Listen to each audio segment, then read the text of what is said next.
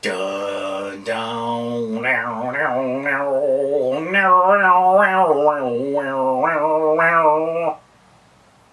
Iron Man. 2008 release. Yeah, we're talking about it. I mean, I saw it in theaters. I think I saw it probably right before I started reviewing videos on YouTube. Maybe a year before at most. Maybe a year and a half, something like that.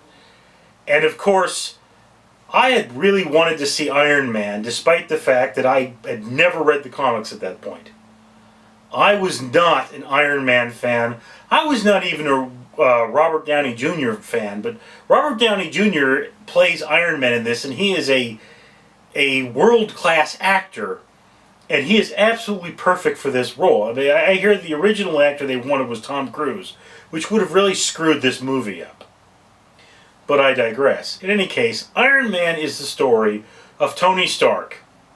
He is a billionaire playboy, totally oblivious to the world around him, making more and more destructive weapons, and in his mind keeping the world safe, until he winds up getting attacked by his own weapons and grabbed by terrorists. Yeah, this is a morality tale about war. Not a very successful one in that, but it is a morality tale nonetheless. And I would have to say you could not have gotten a better actor than Robert Downey Jr. to play Iron Man. He has a very interesting history, very similar in fact to Tony Stark, although he's perhaps not an engineer and not nearly as rich, so there's that. Tony Stark's father in later editions would be based on Walt Disney, I think. But the comic book equivalent to Bill Gates is essentially Tony Stark. In any case, so then you have Jeff Bridges, who plays close friend to Tony Stark, Obadiah Stane. I will say the first time I saw that movie, I knew that I recognized that actor. I didn't know that was Jeff Bridges. That's the guy from Tron, right? You know, totally didn't know that. And, you know, I guess it's because he put on so much weight for this role, or maybe he was already large, but wow. I mean, Bridges plays the ultimate Stane. If you know who these characters are, there's no spoiling because you've already seen it all. But if you haven't, this is an incredible performance. I totally did not. Yes, I did. As I remember, I about halfway through the movie, no. Maybe about 10 minutes before the big reveal, I knew what the twist was. So the movie is not entirely, if you haven't seen it, it's not entirely impressive, but it is a very good movie in terms of its visuals. There are a few things that you have to suspend your disbelief, like, for example, a tank shooting at a flying target. That's one thing that happens in this film.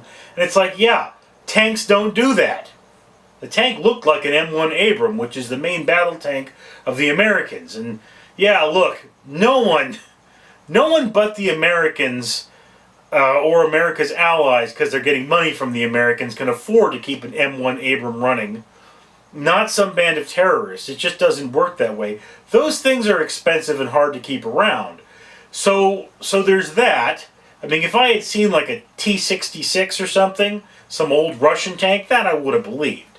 So there is that level of disbelief. There's also the fact that if Iron Man flew the way he flew, he would get, he flies with his neck up like this, looking forward. And yes, it's a Superman fly, but the thing about that is, that would really strain your neck after a while. I mean, understand something about how Superman flies. Originally, Superman did not fly.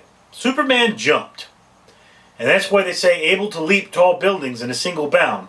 Because a dude can jump so high, he looks like he's flying. But the problem with him jumping so high that he looks like he's flying is that it's really hard to translate that to screen. So now you've got Iron Man is doing the Superman thing, only his hands are back, which makes more aerodynamic sense instead of up forward.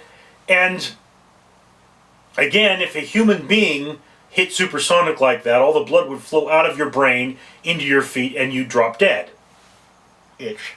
Or at least you would black out, which is actually where blacking out comes from.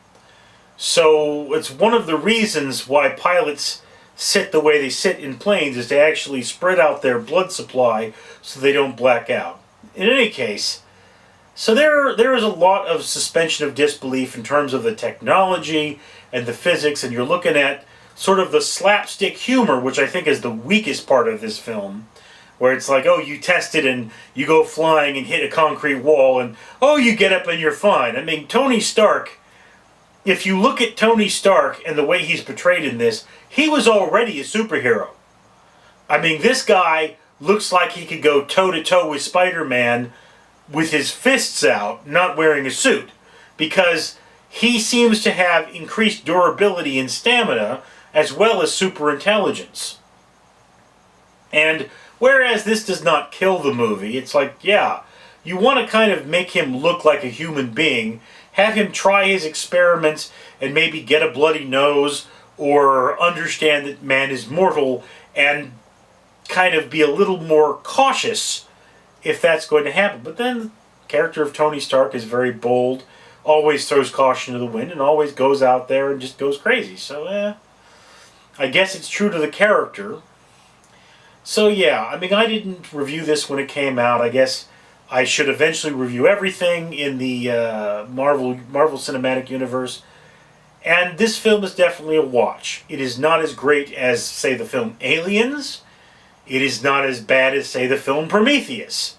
But it is a solid B+, A- film, made all the better by world-class actor Robert Downey Jr. In any case, that's my opinion. I'd love to hear yours down in the comments below. I'm Richard Neal.